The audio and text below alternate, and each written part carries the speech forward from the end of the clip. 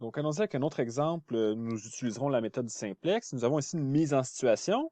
Donc, ce problème d'optimisation où la première chose à faire, comme on faisait dans les chapitres précédents, là, est de mathématiser le problème, donc de définir nos différentes variables. Puis une fois qu'on aura notre système d'inéquations, nous allons les mettre sous forme d'équation avec une variable d'écart pour utiliser le tableau initial là, pour partir le problème avec la méthode du simplex. Dans cette mise en situation, on parle dans le fond, on se met dans la peau d'une compagnie aérienne là, qui essaie de maximiser ses revenus selon la proportion de sièges qu'il y aura en classe économique, classe affaires et première classe. Donc, les contraintes avec lesquelles la compagnie doit composer sont les suivantes. Il va y avoir d'abord une contrainte d'espace, donc il y a 220 sièges. Euh, il va y avoir une contrainte au niveau de l'espace des bagages. Puis il va y avoir une contrainte au niveau du coût. Donc, on limite les coûts à 26 000 Donc, vous voyez, je viens d'énoncer trois contraintes qui vont former trois inéquations. Et j'ai commencé avec ma fonction revenu là, qui va être ce qu'on cherche à maximiser.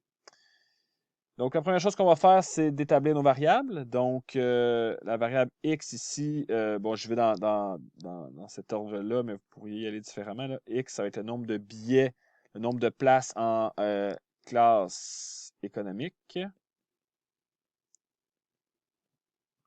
Y sera le nombre de billets en classe affaires et Z, le nombre de billets en en première classe. Donc, il y a trois types de billets. Et pour chacun de ces types, nous allons regarder là, qu'en est-il là, au niveau du prix, au niveau du coût, au niveau de l'espace. Donc, juste en partant, la première contrainte au niveau du nombre de sièges, il y a 220 sièges. Donc, on sait déjà que notre première équation, là, on devrait dire que lorsqu'on fait la somme des billets X, Y, Z, donc la somme des billets en classe économique, classe affaires, première classe, ça doit être en bas de 220. Donc, c'est ma première inéquation, ma contrainte au niveau du nombre de sièges. L'autre contrainte, ça va être au niveau de l'espace des bagages. Donc, on limite donc, l'espace requis pour les bagages est de 2 mètres cubes pour les passagers de première classe, 1 mètre cube pour ceux de la classe économique et pas de bagages pour la classe affaires. Donc, au niveau de l'espace, donc, on a dit une fois, donc à chaque billet de classe économique, on prend 1 mètre cube. Aucun bagage pour la classe affaires et 2 mètres cubes pour la première classe. Et la contrainte, ça doit être plus petit que, on l'a ici, 290 mètres cubes. Donc, ça doit être plus petit que 290. Évidemment, je pourrais peut-être m'éviter d'écrire 0y pour rien et de mettre le 1 devant. Donc, on a ici notre deuxième inéquation. La troisième inéquation, on va parler du coût. Donc, on limite le coût. La phrase clé ici, le coût de chaque vol est limité. Donc, oui, on va faire des revenus, on va gagner de l'argent, mais ça coûte quelque chose au niveau de la compagnie, là. Donc, si on regarde là, dans le texte, on nous dit que les coûts sont les suivants. 50 par billet de classe économique, 150 pour la classe affaires et également la même chose pour la première classe. Donc, en termes d'équation, d'inéquation plutôt, si on écrit ça, ben, on va dire que pour chaque billet, la compagnie doit débourser 50 pour chaque billet de classe économique. Pour chaque billet de classe affaires, ça va être de 150. Et même chose pour ma classe, première classe. Et on a dit que ça devait être plus petit que 26 000. Donc voilà, nous avons nos trois inéquations. Évidemment, on sous-entend ici ben, X, Y, Z, les billets bon, ne peuvent pas être négatifs. Et nous avons donc notre système d'inéquation. Quelle est la revenu, la fonction à maximiser, la fonction revenu? Ben, je pourrais mettre un R comme je pourrais mettre un P. Moi, j'avais décidé, souvent par réflexe, je vais mettre un P parce qu'on parle souvent de profit, là, mais ici, on aurait pu mettre un R, c'est peut-être plus judicieux là, de de mettre R. Mais bref, nous allons donc maximiser la fonction revenu. Et quelle est-elle, cette fonction revenu? Ben voilà, 210 $ pour la classe économique, 405 pour la classe affaires et 465 pour la première classe. C'est dans le fond le prix des billets. Donc, 210 fois X plus 405 fois Y plus 465 fois Z, c'est ce qu'on cherche à maximiser sous les contraintes qui sont là. Pour résoudre ce problème, nous n'aurons pas le choix, d'autre choix que d'utiliser la méthode du simplex. Donc, pour utiliser la méthode du simplex, regardez bien, nous devons première étape, trouver le tableau initial. Et pour construire ce tableau, vous voyez, nous devons convertir. Donc, rappelez-vous ce que nous devons faire, convertir nos inéquations en équations. Et pour y arriver, nous introduisons nos variables d'écart E1, E2, E3. Donc, les valeurs de E1, E2, E3 ne sont pas connues.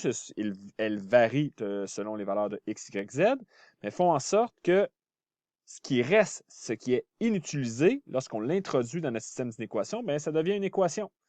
Donc, tout simplement, là, ici, on a X, Y, Z. On a la variable d'écart par rapport à 220, c'était le nombre de places. Donc, combien il va y avoir de places restantes? Bien, la valeur qui va être ici pour 1 va nous le dire à la toute fin. Donc, E2, E3, on commence, n'a pas de lien avec la ligne 1, donc on met à 0. Vous voyez ici, j'ai utilisé la lettre P là, au lieu d'utiliser la lettre R. Il ne faut pas m'en vouloir. Donc, j'y vais. Vous voyez, là, donc, les coefficients qui sont devant chacune des valeurs. Donc, 1, 2, 0. Ici, la variable d'écart pour la ligne 2, c'est E2. Donc, je commence. Le coefficient devant est 1. Voilà. Ici, ça ne change pas. La ligne 3, 50, 150. J'ai plus beaucoup de place. Un autre 150 ici. 0, 0, 1. Et on est à 26 000. Et finalement, ma dernière ligne, n'oubliez pas ce que j'ai fait ici. Donc, ma fonction du début, je l'ai convertie. J'ai envoyé mes X, Y, Z, mes termes du même côté pour avoir un égal 0 ici. Ce qui fait en sorte que le coefficient P est le suivant. Il n'y a pas de variable d'écart dans ce cas-ci. Nous allons avoir moins 210, moins 405, moins 465. Et là, c'est mon tableau initial. Et je vous invite à aller vérifier. Donc, je vais faire l'exemple avec vous sur le lien Internet que je vous ai fourni. Puis, vous allez vous rendre compte que ce tableau, on l'obtient bel et bien. Vous voyez, il n'y a pas vraiment eu de calcul à faire. Il y aurait beaucoup de calculs à faire pour arriver au tableau final. Donc, encore une fois, je suis sur le site Internet là, que j'ai mis en ligne, que j'ai mis en lien disponible sur Moodle pour nous permettre de résoudre facilement les problèmes du simplex. Donc, j'ai écrit, dans le fond, le système là, selon la syntaxe que nous devons respecter. Donc, on maximise notre fonction profit, pour que vous la reconnaissez, avec les trois inéquations. Et je demande donc de résoudre et nous obtenons la valeur suivante. Donc, le profit maximal serait de 82 050 et nous avons les valeurs X, Y, Z. Vous avez le tableau 1, donc le premier tableau qui a déjà été construit. Donc, vous devez être en mesure de le faire par vous-même éventuellement. Et également, vous allez voir qu'il y a beaucoup de tableaux. Les tableaux intermédiaires ne sont pas si importants, mais je vous demande d'être en mesure éventuellement de lire ce qui se passe au dernier tableau. Donc, on remarque que les variables de base ici sont X, Y, Z, que S1, S2, S3, nos variables d'écart sont des variables hors base, puisque dans leurs colonnes respectives, là, nous n'avons pas des valeurs, uniquement une valeur non nulle, alors que X, Y, Z, vous voyez que c'est le cas. Le P est également une variable de base. Donc, si on fait la lecture, on voit que X égale 1, donc un coefficient de 1, puis on regarde la valeur de la ligne, 70, le Y est de 40, le Z est de 110. Et nous obtenons alors un profit de 82 050. Mais pour arriver au tableau final, je ne vous demande pas de faire les pivotages, d'apprendre la technique à proprement dit, donc, mais je vous demande d'être capable de lire le tableau. Donc, quelle lecture pouvons-nous faire du tableau? Mais d'abord, la première chose, c'est d'identifier quelles sont les variables hors base, puisqu'on va les mettre égales à 0. Donc, les variables hors base, c'est des endroits, donc si on regarde par exemple E1, si on regarde la colonne, les nombres qui sont là sont tous non nuls. Donc, E1, E2, E3 sont hors base. Donc, premier commentaire, E1, E2, E3 vont tous être égales à 0 car ce sont des variables hors base. Alors que X, pardon, X, Y et Z, vous voyez, il y a une seule valeur non nulle pour chacune des colonnes. Ce sont des variables de base. Même chose pour la variable P. Et leurs valeurs correspondantes sont dans la colonne des constantes ici. Donc, nous arrivons au résultat suivant. Donc, les valeurs de X, Y, Z sont respectivement de 70, 40 et 110 pour un profit, un revenu, à vrai dire, là, si on voudrait être exact, de 82 050. C'est exactement, dans le fond, le tableau qu'on a obtenu là, quand on l'a fait avec le lien, quand on a utilisé l'application fournie sur Moodle. Donc, voilà.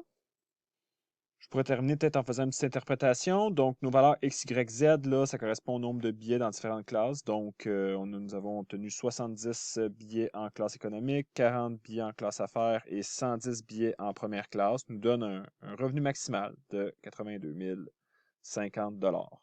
On remarque aussi qu'aucune ressource donc n'est inutilisée. Ça veut dire que les valeurs E1, E2, E3, mes contraintes d'écart pour tous mes billets mon avion est à pleine capacité. Mes bagages, l'espace bagage est à pleine capacité et les coûts sont au maximum de ce qui est permis là, selon les informations qui me sont données, puisque E1, E2, E3 valait 0, c'était des variables hors base. Donc voilà, place aux exercices.